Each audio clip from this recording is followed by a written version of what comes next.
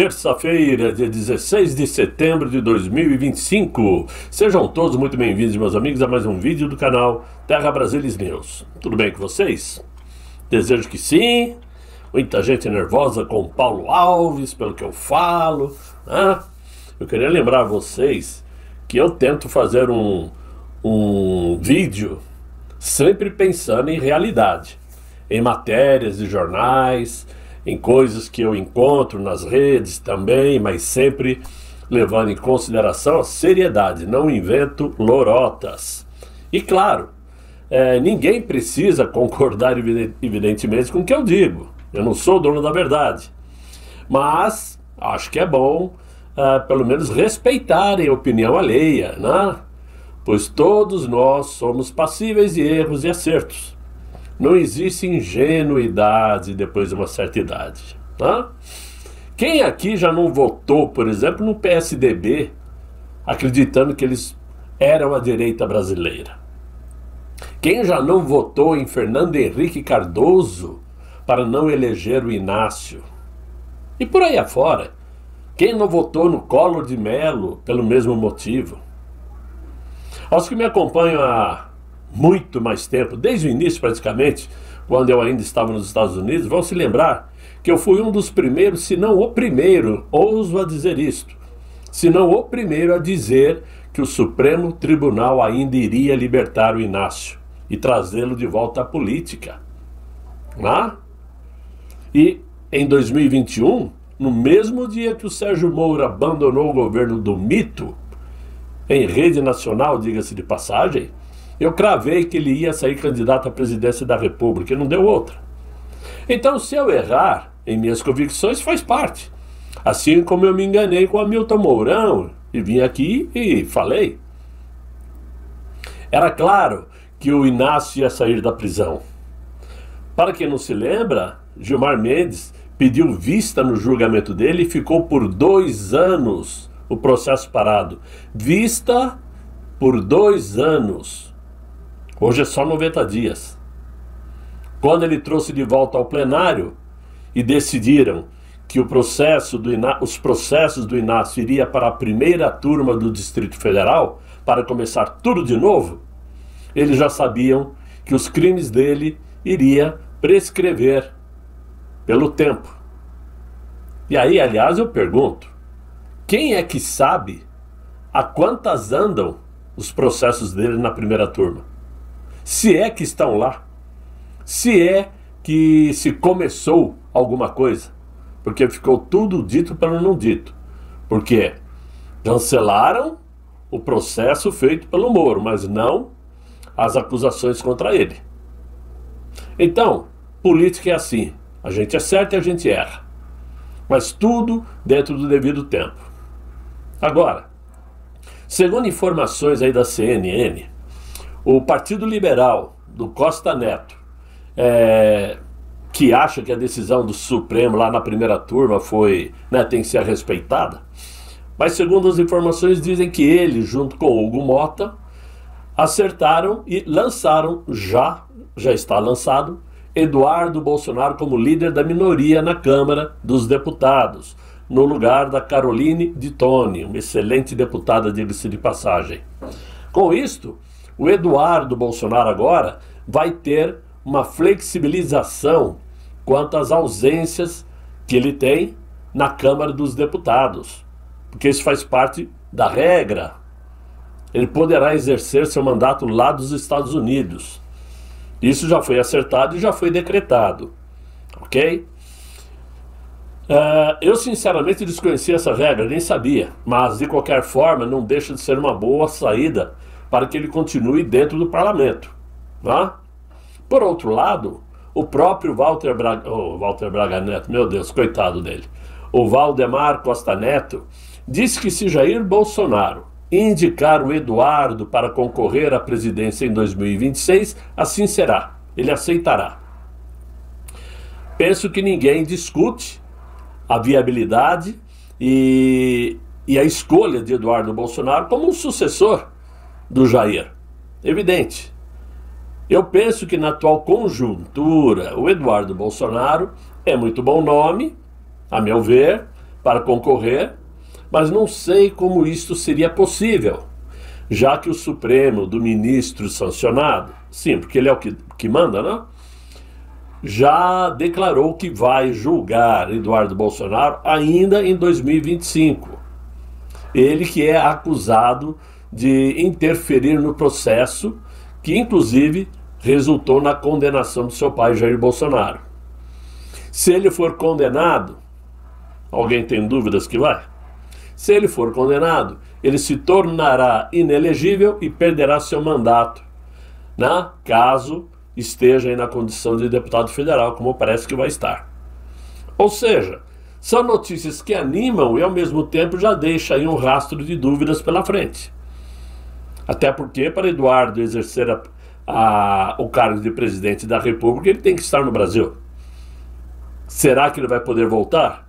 Essa é a grande dúvida que nós temos, não é? É a nossa maior luta, diga-se de passagem, salvar Jair Bolsonaro das grades e dar chances a Eduardo voltar. Agora, outra notícia que saiu é que também já ficou acertado entre o PL e o Hugo Mota, que amanhã ele vai colocar para votação a urgência para o projeto de anistia. Isso já está acertado, já saiu na imprensa. E a grande questão é qual projeto que será pautado. Porque ninguém tem um texto de projeto de anistia nas mãos ainda. Vai pautar qual projeto? Isso nós só vamos descobrir amanhã. Essa que é a verdade, né? Agora, eu queria entrar propriamente dito no texto principal desse vídeo, dizendo que uma matéria que saiu no jornal O Globo, jornal não, O Pasquim, O Globo, falando sobre as manifestações dentro do condomínio onde está enclausurado Jair Messias Bolsonaro e sua família. O nome da matéria, inclusive, que eu destaco aqui, é o Condomínio de Bolsonaro e o Brasil em miniatura. O que está acontecendo lá dentro está acontecendo fora. O que deveria ser apenas mais um condomínio de luxo no Jardim Botânico, lá em Brasília, né? Virou símbolo perfeito de país partido ao meio. Lá, entre churrascos improvisados, garrafas de vinhos e grupos de WhatsApp, infestados de rancor, né? Que festejaram a condenação do Jair Bolsonaro, dava para se ver estampada a mesma polarização que paralisa e envenena o Brasil.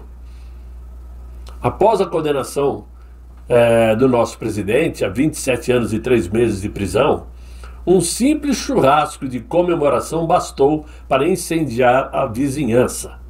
Segundo o Globo, uns celebravam como se fosse uma final de Copa do Mundo. Outros, indignados, prometeram retaliação. Houve até os que se sentiram ofendidos por não terem sido convidados para a festa da desgraça alheia. Uma falta de respeito tremenda, total. Por quê? O que é privado, não interessa a ninguém.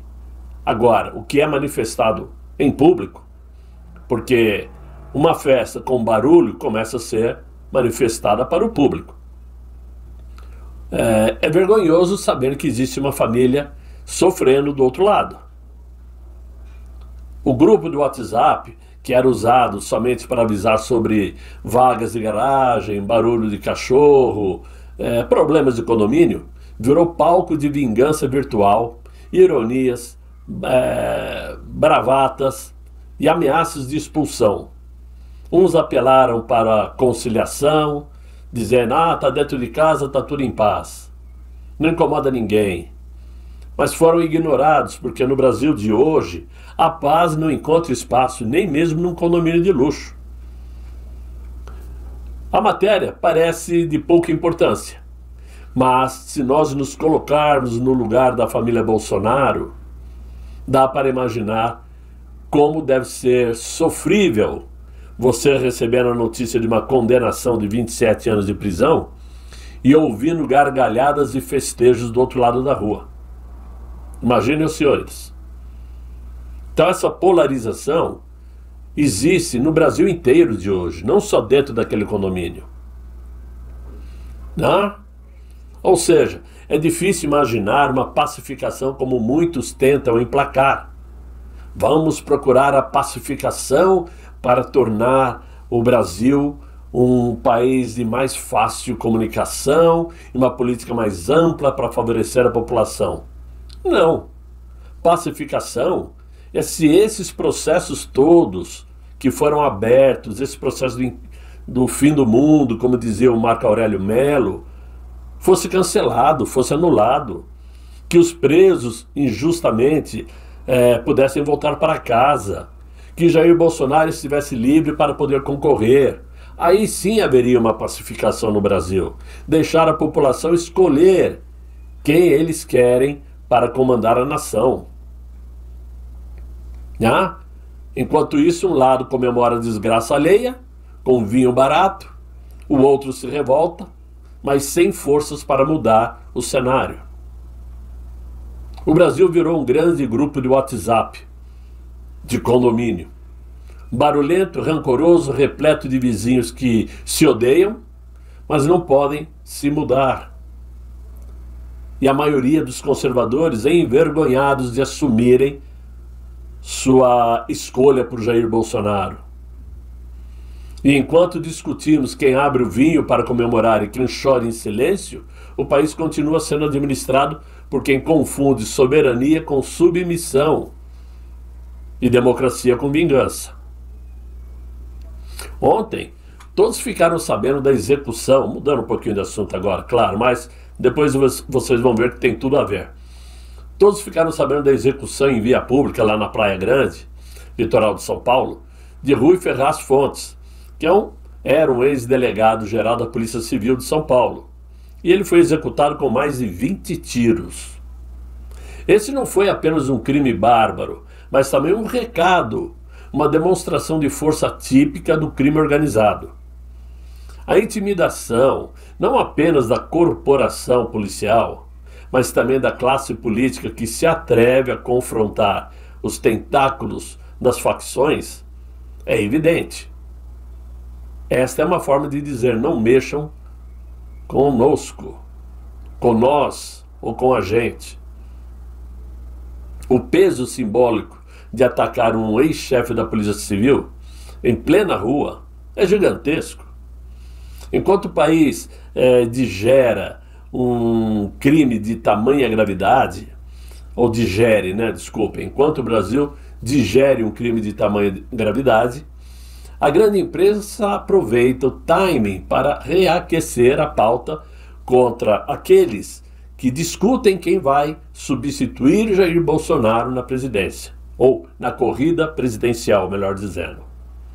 As manchetes sugerem, direto ou indiretamente, que o governador de São Paulo estaria em rota de colisão com Jair Bolsonaro, alimentando a versão de uma direita fragmentada. Esse é o ponto. Os crimes que deveriam ser analisados como fazendo parte de uma luta contra o narco e contra o colapso da segurança pública acabam servindo de pano de fundo para narrativas políticas enviesadas. Aquela lembrança, por exemplo, dos pleitos de 2010, quando o crime organizado tocou o terror em São Paulo, às vésperas eleitorais que viria a eleger a Rousseff, não é coincidência. Lá atrás, aqueles ataques em série paralisaram a população e criaram um clima de medo que teve efeito direto na percepção eleitoral. O concorrente dela era o José Serra. Até lançaram dossiês contra o José Serra. Vocês se lembram disso? O uso da violência urbana como elemento de manipulação política não pode ser ignorada. A execução de ontem de Rui Ferraz Fontes, nesse contexto, traz à tona o fantasma de que a criminalidade organizada é usada em certos momentos como um ator político indireto. É aqui que a análise ganha contornos mais claros. A imprensa tenta usar a violência para moldar narrativas. apresentar São Paulo como um território fora de controle, jogar no colo do governador Tarcísio de Freitas o desgaste da criminalidade e, por fim, vender a ideia de que Bolsonaro e Tarcísio estão em lados opostos. É o cenário perfeito para desmantelar a direita. Esse triplo movimento enfraquece a agenda conservadora, Bolsonaro aparece fragilizado, Tarcísio como traidor e o eleitorado como divididos. O assassinato de Fontes, do ex-delegado, não é só um ataque ao Estado. É um capítulo da guerra política onde crime organizado, imprensa e elite política se cruzam. O medo nas ruas é um combustível farto para as agendas ocultas. A imprensa, em vez de cobrar firmeza contra facções, prefere usar a tragédia para ampliar a cisão na direita. Mas o eleitor médio, cansado de manipulação, percebe que existe sim a lealdade de Tarcísio de Freitas a Jair Bolsonaro, que essa lealdade resiste, por mais que muitos tentem desconstruir isto, infelizmente muitos da direita. E a tentativa de criar fissuras pode sair pela culatra. O povo que já viu essa história em 2010 começa a entender que a criminalidade muitas vezes serve como peça num tabuleiro eleitoral. Poderemos ver daqui por diante um acirramento entre a Secretaria de Segurança Pública de São Paulo e as facções do primeiro comando. O crime contra o ex-delegado expõe a ousadia das facções e a fragilidade do Estado frente ao crime organizado. Porém, politicamente, expõe ainda mais a perversidade da narrativa midiática, que prefere usar o sangue derramado como instrumento de disputa política. O alvo não é apenas Tarcísio de Freitas, é o bolsonarismo por inteiro, é o conservadorismo por inteiro, é a ideia de união da direita que está correndo o risco de ser desmanchada. Para se ter uma ideia, como eles agem rápido, como eles trabalham, tanto usando política como crime organizado, sistemas bancários, judiciário, ou seja, um conglomerado de peças em prol de fortalecimento da esquerda, e esse fortalecimento se dá na medida em que se destrói bases da direita. Hoje, o TRF4 condenou o nosso presidente Jair Bolsonaro a pagar R$1 milhão em multa por, segundo eles, fazer ataques contra a comunidade afrodescendente. Isto lá em 2021. Ele vai ter que pagar uma multa de R$1 milhão. Sabe quem foi o relator desse processo? Foi o tal desembargador Rogério Favretto. Para quem não se lembra, o tal Favretto ganhou notoriedade nacional em julho de 2018, quando, durante um plantão judiciário de domingo, concedeu uma liminar que determinava a libertação do ex-presidente Inácio, que estava preso na suíte da Polícia Federal. Isso por conta dos crimes na Operação Lava Jato. Alguma coisa de novo a comentar sobre esta condenação de hoje? Ou é uma coincidência? Eles só não sabem quem mandou mesmo o Adélio Bispo fazer o que fez. Incrível, não é? Enquanto isto, a grande imprensa vibra, esfregando as mãos com prazer mórbido, não? Por quê? Manchetes ecoam em uníssono que o Supremo, a Receita Federal e a Polícia Federal ampliaram o cerco financeiro à família de Jair Bolsonaro. Para jornalistas militantes, não importa se o país sangra na economia, se a população sofre com desemprego e carestia. A prioridade mesmo é transformar Jair Bolsonaro, sua esposa Michele, seus filhos, em alvos eternos de perseguição. A engrenagem estatal se move como uma máquina de moer reputações. Investigações, cobranças judiciais, bloqueios e uma guerra psicológica que não tem fim.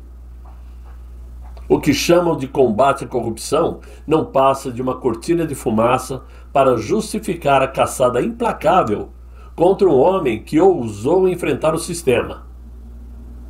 A mídia, ao invés de denunciar abusos, se torna cúmplice, fabricando a narrativa de que toda a família Bolsonaro vive em um mar de irregularidades. Ou seja, por determinação da justiça, todos os bens da família Bolsonaro estão bloqueados. De Jair Bolsonaro, de Michele Bolsonaro, do Eduardo, que já estava, do Carlos e do Flávio e do Renan. Tudo bloqueado, bens bloqueados, por conta daquela multa que Jair Bolsonaro recebeu agora, na condenação de 390 e poucos mil reais, e por conta da multa de 32 milhões de reais que todos os presos do dia 8 de janeiro terão que pagar em conjunto. Um absurdo. O Brasil profundo sabe distinguir justiça de perseguição. E é por isso que cresce o clamor por uma anistia ampla, geral e irrestrita. E que não adianta o Hugo Mota pautar amanhã, porque ele pauta para passar na Câmara, se é que vai passar uma pauta que vale a pena, né? Para ser presa, para ser brecada no Senado, nas mãos do Davi Alcolumbre. Essa anistia, tenham certeza, não vai passar. Se passar alguma, vai ser de acordo que interessa ao sistema. Uma anistia branda, diminuindo pena dos que estão presos, deixando Jair Bolsonaro de fora, por aí afora. Ou seja, a grande imprensa, na verdade, eles há muito tempo deixaram de informar a população para se tornarem instrumento de manipulação. Voltaram a atacar com força total. Como eu disse agora há pouco, nas últimas semanas, colunistas e manchetes tentam vender a narrativa de que o governador Tarcísio de Freitas teria se afastado de Jair Bolsonaro, de que estaria agora se aproveitando do vácuo político para se colocar em condições de ser candidato à presidência da República. Essas são as matérias que são colocadas nos jornais diariamente, nas redes sociais também. Justamente aproveitando um período muito difícil do nosso presidente, que é pavimentar o próprio caminho político. Uma mentira descarada, repetida a exaustão, e muitos não estão prestando atenção, estão se deixando levar por comunicadores que também estão dando palpites, porque não existe base, prova, confirmação de que isso realmente seja uma traição. A imprensa quer moldar a opinião pública. Mas mesmo alvejado por calúnias e apontado como traidor, por uma boa parte da militância manipulada pela imprensa, ele se mantém firme.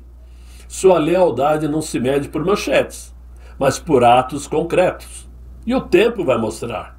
Não é porque eu estou falando, é o tempo que vai mostrar. Ele sabe que sem uma pacificação interna, não acontecerá uma pacificação externa.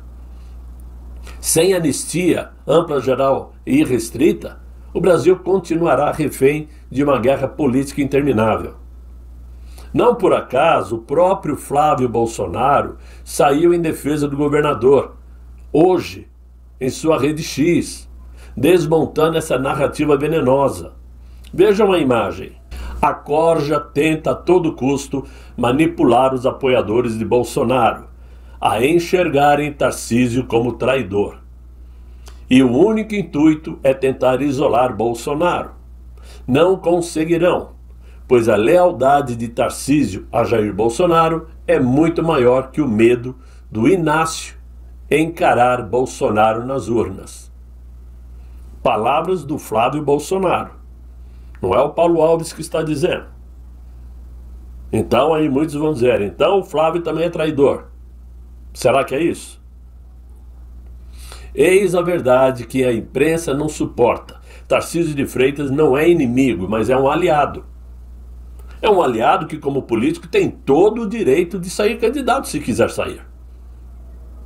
Mas ele não vai sair, primeiro porque disse que quer se recandidatar a governador, e segundo porque se Jair Bolsonaro não der um aval claro, isso não vai acontecer.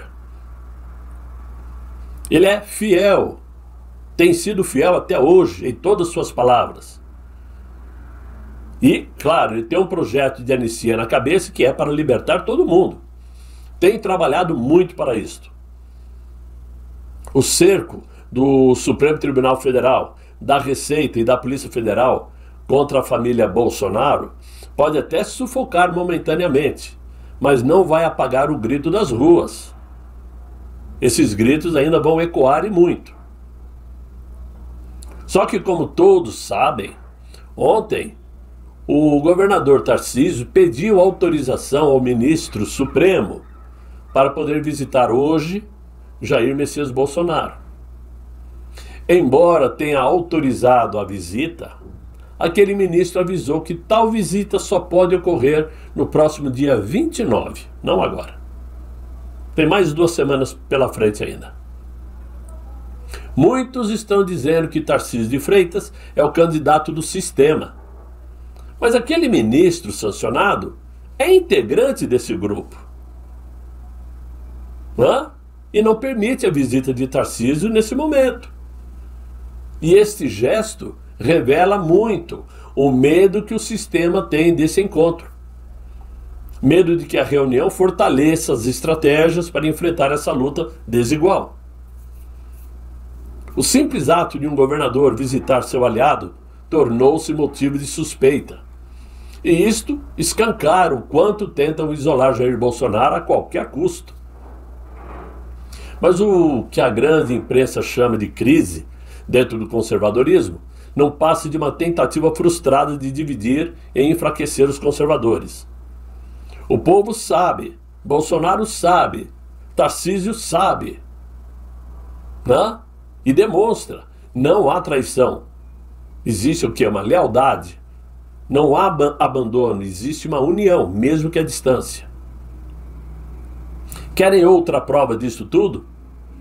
Vejam esse pequenino vídeo. Para não ser presidente Bolsonaro, ele é plano A, B e C, e somente ele, por questões de saúde ou por questões de foro íntimo, pode abrir mão da sua candidatura e indicar um nome. E quem ele indicar, seja quem for, nós vamos abraçar se indicar. Mas para mim, o candidato é Jair Messias Bolsonaro. Isso. E para todo o PL. Líder, caso o ex-presidente Jair Bolsonaro não dispute, o partido avalia um plano B? Não. E não... O Tarcísio, líder? Não. Mas o Tarcísio pode participar de novo da articulação? Sempre. O Tarcísio é nosso aliado de primeira hora. Fez uma grande articulação nos últimos dias em Brasília, trouxe os republicanos para nos ajudar na anistia. Isso estão todos os métodos do Tarcísio e é um grande aliado, um grande governador que nos orgulha muito. Agora, daí a querer lançá-lo como candidato ou não, não nos compete nem a mim e nem ele está se lançando candidato. Ele é muito cuidadoso e falou que jamais, tive um jantar com ele a semana passada, ele falou, jamais me lançarei candidato a presidente da República. Eu sou soldado do presidente Bolsonaro. Pois então, alguém duvida ou tem motivos para duvidar do Sóstenes Cavalcante? Penso que nesse sentido só acredita em traição quem quiser. Podem ficar em dúvidas, podem ficar com a pulga atrás da orelha, mas apontar o dedo e afirmar esse é um traidor, me desculpem. Isso é um exercício de futurologia. E se Tarcísio no futuro anunciar sua candidatura à presidência da República, ele será chamado de traidor por esses.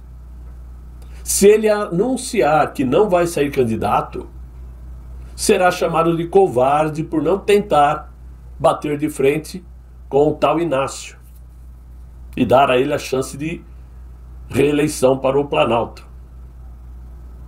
Por quê? Enquanto isto, ninguém questiona Romeu Zema, ninguém está chamando Zema de traidor, ninguém questiona Ronaldo Caiado, o Ratinho Júnior, que estão caladinhos, sem se comprometerem com nada, esperando a hora chegar. E esses que chamam hoje Tarcísio de traidores vão ter que escolher entre esses, quando chegar a hora de escolher o candidato à presidência da República. Então, em política nada é certo, tudo é possibilidade. O que é certo é hoje, amanhã deixou de ser. Porque política é acordo entre propostas, entre interesses, entre pessoas de partidos diferentes, de interesses diferentes, que se juntam em prol de alguma causa, mas se dividem em prol de outras. Não existe seriedade, não dá para se confiar. Por isto, é um erro se antecipar acusando alguém de algo que não fez. Esse é um ponto de vista que eu tenho, evidentemente, e vocês podem discordar, como eu disse no início do vídeo, normal, isso é democracia, né? E o que interessa é nós podermos dialogar, conversarmos e falarmos sobre política diariamente. E eu não me preocupo com o fato de, por conta disso, perder seguidores. Afinal de contas, se eu não puder falar o que eu penso, eu não preciso ter canal. Não é verdade?